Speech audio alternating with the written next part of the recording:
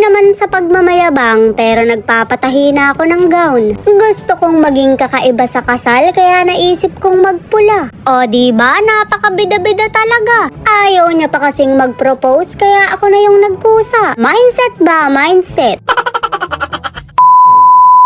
Magpapatahi nga ako ng gown kahit hindi pa siya nagpo-propose. Bakit ko pa hihintayin kung pwede namang magkusa? Ewan ko ba naman kasi sa taong yan, akala mo bang lugi pa siya? Ako na to sinatoy na mahal ka. Medyo pumayat na nga ako sa lagay na to dahil alam kong susukatan ako. Kaso mare, hindi ko na talaga ma-achieve yung dosing bewang ko. Hanggang 26 na lang talaga yung pinakapayat ko. Gusto nyo bang malaman kung anong sikreto? Shoota mare, magmahal ka lang ng maling tao. Tinanong ko nga siya kung anong petsa ba kami magpapakasal. Ba't umiiyak ka? Lugi ka pa. Lugi ka pa ba? Lugi ka pa.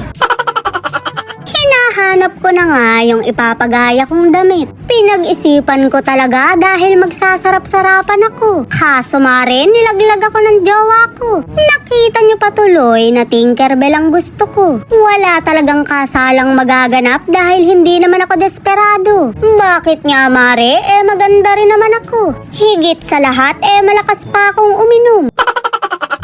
Para to sa photoshoot ko bukas dahil magbe-birthday na ako. Biruin mo mare, madadagdagan na naman ako ng 1 taon. Gumagamit pa ako ng pintuan dahil hindi pa ako tumatagos. Ere namang kumari ko, kabod na lang akong sinampal ng balakang. Pakurot nga, nanggigigil ako sa'yo.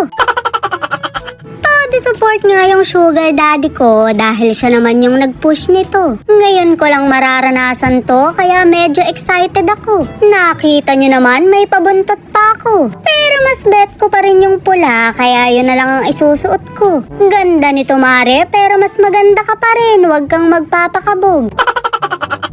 Tao po. Tao po pero nakapasok na. After ilang days nga, bumalik ulit ako sa tahian. Isusukat ko na yung Tinkerbell na pinagawa ko. Medyo tumaba nga lang ako dahil naparami yung kain ko. Pinadagdag ko pala to kaya ito muna yung susukatin ko. O diba, wag kayong lolo-loko dahil dibo ko talaga to. Shoota mare, kita yung kurikong ko dito.